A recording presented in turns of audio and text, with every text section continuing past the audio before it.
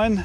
Thanks for joining us on Valley Homes on TV. I'm your co-host Todd Flesner along with Debbie Giordano. Hi Todd, how are you? Doing great, Debbie. Hey, we're here in the hills just outside of Milpitas today. We are, yes. And it's a gorgeous day, and we're at a historical site that's important to the background and history of our Milpitas area. And we have a guest with us today who's going to share with us a little bit about some of the early history of Milpitas. Hello. So, welcome. Our guest is Bill Hare. Hi there.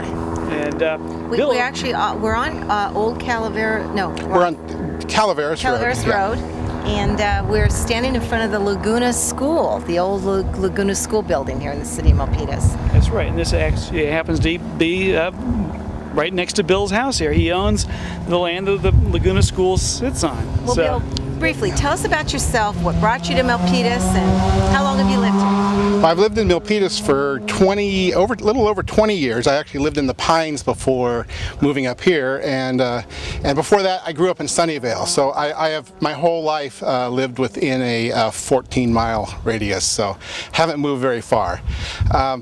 Anyway, my wife and I used to come up here just on Sunday drives, and as we'd turn around the corner here, we'd see this house and this property and go, that'd be really cool to live there someday. So we actually looked at this house for 10 years before it came up for sale, and we actually did it. Also, I've always been very interested in history. So I had joined the Milpitas Historical Society. I knew of the existence of the Laguna Schoolhouse in the hills, but I'd never actually went and looked for it to find it. And I'd always pass this by, but I never actually knew that this was the school because it looked like a barn. So when we came to actually look at the house when it came for sale, we actually found out that this was the Laguna School. And this was actually one of the impetuses of me buying the property. I thought it would just be so cool to have, a historic building. Great. Todd? Well, terrific. Well, tell us a little bit more about the history of Laguna School. I mean, how long has it been here? It has been here for 147 years, since 1865. So there are probably a few cobwebs inside. There's a lot of things inside, a lot of scary stuff. So, Bill, who attended the school, and how did that work out? Well, everybody up here in the hills, which actually had a much larger population back then than it does now. All the farmers and ranchers and stuff like that, and a lot of the names, of people you'd see the streets down there. I'm not exactly specifically who, but it's a lot of the people who started the whole thing up here. Well, good. Do you know about how many students there were? Was it a one-room schoolhouse? One-room schoolhouse. Always just the kindergarten through 8th grade, maybe. Depending on how many they had, sometimes they'd have as little as 5 students in a year. Sometimes they'd have a whole classroom of 20 to 25. I've seen one class picture which came from 1898 that shows a pretty respectable amount of kids. It actually... I understand that you did send those to our news reporters. Yes. That will be putting that on air. So yeah. Great. Well, let me ask you real quick, Bill. So this is a historical monument or a designated historical... It's a historical landmark. It is... How that works and how that works with the zoning of your property or what you do with the Historical Society. It's on the county historic register, so it's actually not protected completely. There is a certain amount of responsibility of try to keep it up as much as you can, but being a private owner of it, they can't really expect someone to put a whole lot of money into it if they can't, so it's I would call it more of a stewardship than anything else. Okay. So as this is now, is this a configuration of the original schoolhouse? Yes, it is. Okay, so no additions. Well, these little 2 lean-tos, those are the only additions, but they're just like I said, they're lean-tos. Okay. Everything else about it, you pull that off, it looks just like it did, with the exception of the color. It wasn't really red. That's cute, but it really would have been kind of a whitewash or gray. Well, Bill, I think it's wonderful that you keep a historical feature or asset in the community on your property, and it looks like you are trying to keep it up and maintain it as best possible. What's the future for the school? What do you see? Well, the job of keeping it standing is actually going to get harder and harder. It's historical in so many ways that modern contractors actually don't know what to do with it. So I've had a couple historical architects up here. I mean, there's various ideas, either of like moving it down and letting letting the county or the city take care of it, or just, just kind of taking it apart and putting it back together, since we don't know what's inside of the walls. Moving it as one piece, whatever. But the future is very uncertain. Okay. So now I'm sure that the Historical Society has taken interest in this particular asset. Oh yes, of course. How does the Historical Society interface with the school here, and what's their role? Yeah.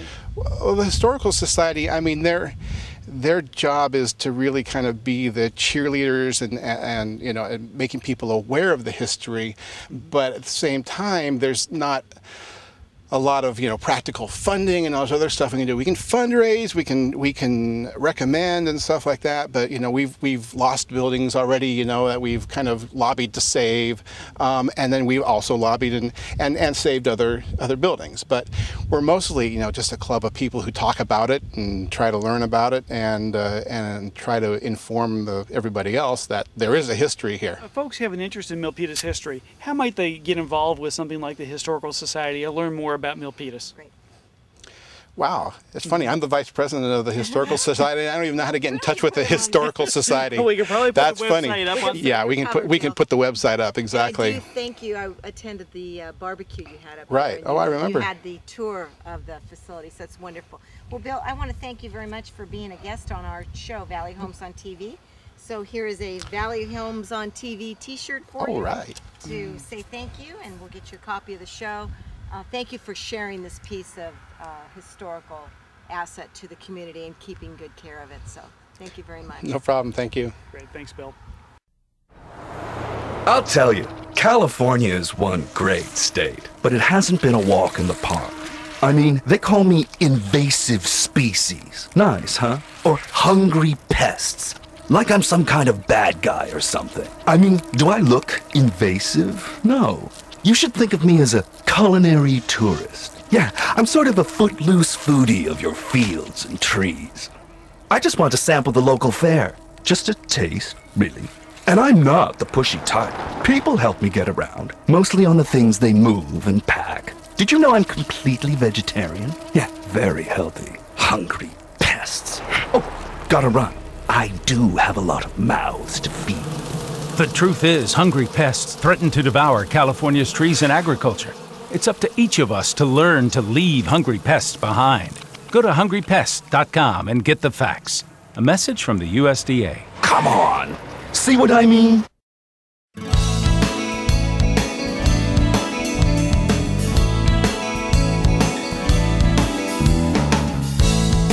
Hello, everybody. You're watching Valley Homes on TV. You've tuned into Channel 26 here in Milpitas on local cable TV, where Todd Flesner and I air on Monday, Wednesday, and Friday at 6:30 p.m. and Saturday and Sunday at 9 a.m. We're on 5 days a week, Todd. How about that? We are. Yeah, we talk a lot about what's going on around Milpitas and in the real estate market and try to keep people up to speed with that. Have we been busy this year or what? It has been a busy year. Yeah. Real estate sales have picked up. The brisk pace of the properties that are available, they're going quickly, and mortgage rates have been historically low, and we hope they remain that way for a little bit longer. Well, we certainly do. Yeah. So, it's been a great time for folks who've been looking to buy to get into the market. Yeah, well, we've talked about pricing, and we've talked about how that's moved and not moved. I gave a report a couple weeks ago.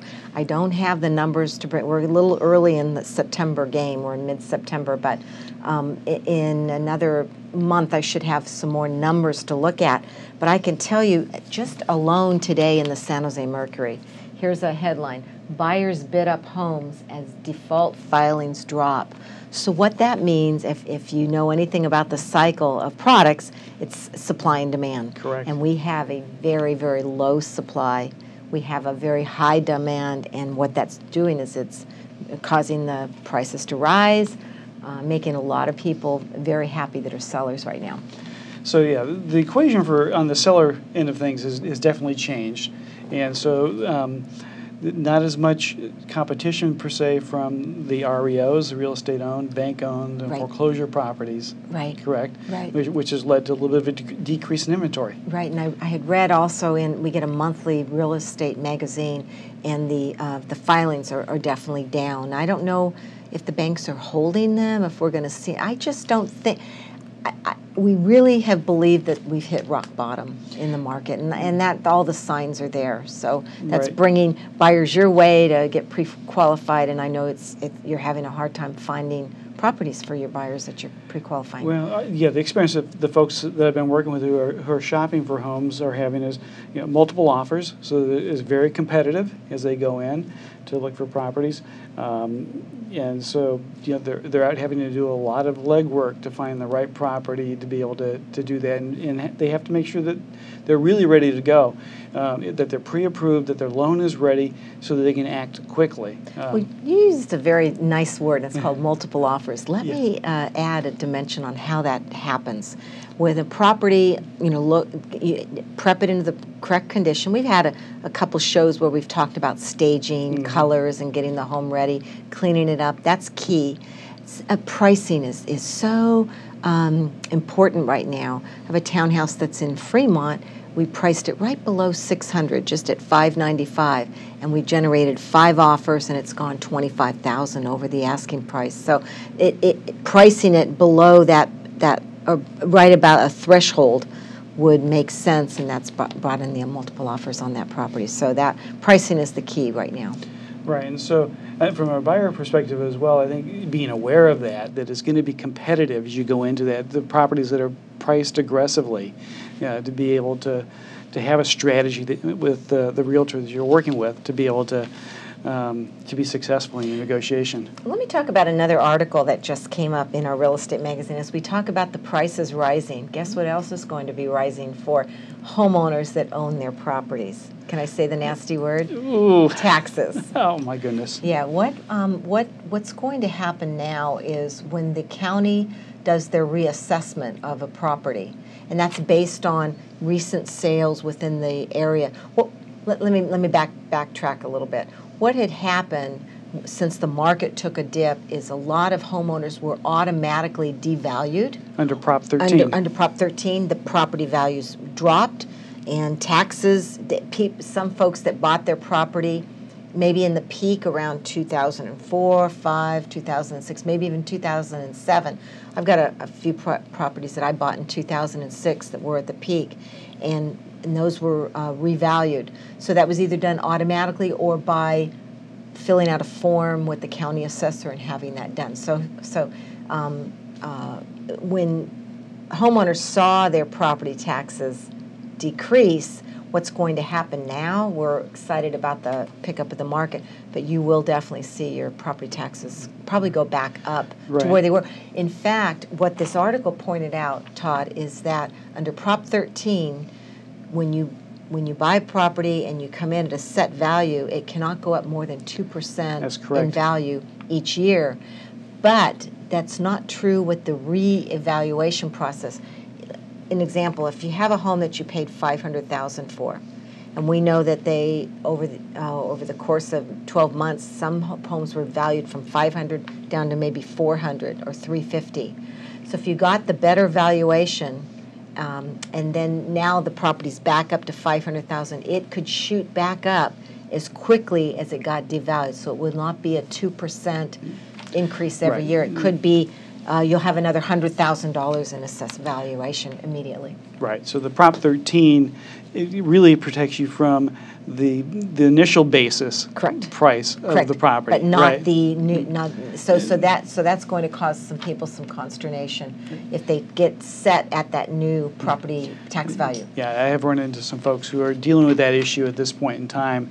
As tax bills are getting ready to come out here towards November and December, when those payments are due, be aware. That if you had a reduction in value, that your tax base might be back up to where it was before. Absolutely, absolutely. So we got the election still a little ways away, you know, but there's a lot of talk in the local economy and the national economy.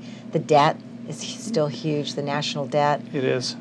Do you have any prediction for get on my Bernanke and get your crystal ball? What are interest rates going to be doing? Well, you know, overall, the Fed, Chairman Bernanke and the Federal Reserve Board, and when they look at interest rate policy, they've indicated to us that through about 2014, they plan to keep the discount rate, the Fed funds rate, low. It's right now at 0 to 0.25%.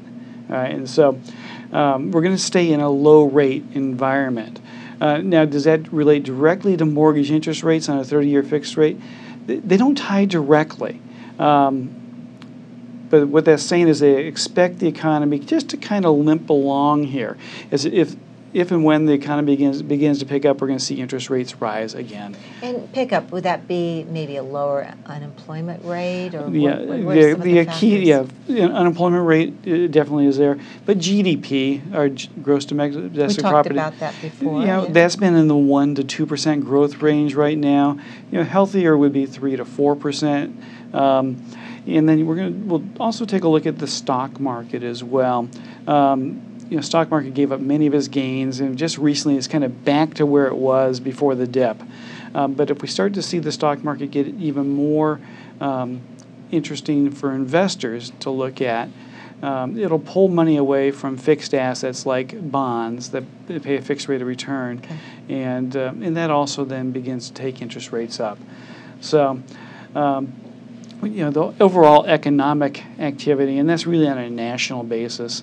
I think we've seen employment to an extent start to pick up here in the valley. It's not real vibrant yet, but we've got to see that really expand across the country. Okay, let me ask you something, Todd. Well, interest rates are at the historic lows. I think one of the common questions out there for homeowners that are not selling their property or aren't looking to refinance, what, again, is that threshold that they should look at? I know they should call you first, which is fine. They can call you in and check in. But at what point does a refinance make sense in terms of a rate? Well, my rule of thumb, and it really will depend a little bit on the interest or the loan amount that you have, but typically a 0.5% reduction in interest rates for homeowners in this area, it really starts to make sense. And so I like to do an analysis with people where we take a look at what is the cost for doing that. Nice. And you can do a no-cost loan, but you know, banks are not benevolent institutions. There's always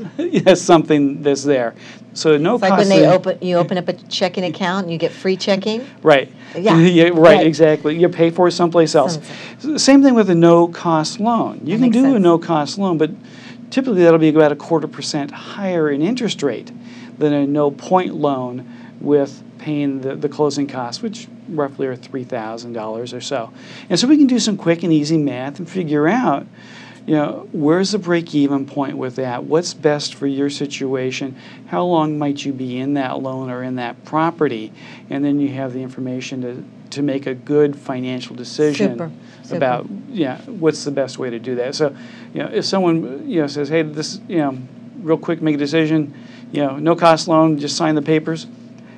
You got to take a look a little bit deeper. And of course, now might be a time to look at a 10, 15, or 20-year loan payoff where they can get that. I'm doing a lot of those with folks. Where maybe the payment doesn't change much, it stays stable, but they're putting more down in principal and able to exactly. Pay that loan off. Exactly. And we just can do some analysis to take a look at what that time value of paying that mortgage off earlier is going to be in terms of the savings and interest over the course of times.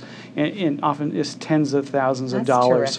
That's terrific. So I think folks that don't, are not going to take advantage of the rates right now will be sorry probably in the next year or so. But yeah, it's been a unique time in terms of interest rates, and my grandparents had these sort of interest rates, but not since then. Have we seen that? And so it's a once in a lifetime sort of cycle that I think that we're seeing. So it's a good opportunity. Great. Well, the next time we meet for a wrap-up, I'll be bringing you some home values and checking in on what Milpitas is doing, and I can only guess that we should see another uptick in value. Well, yeah, with what we're seeing with the multiple offers and going over asking price, that would not be a surprise. But bring in the numbers and we'll take a look and we'll share those with folks. Oh yeah, absolutely. So if you have any questions that you'd like Todd and I to answer on the show, you can contact me at my email address, which is Giordano, GIORDANODJ @AOL.com. And Todd? I'm at Todd, Todd, at sternmortgage.com. That's STERN, and the word mortgage spelled out. So we'll close for now, and thank you for watching Valley Homes on TV. We'll see you next time.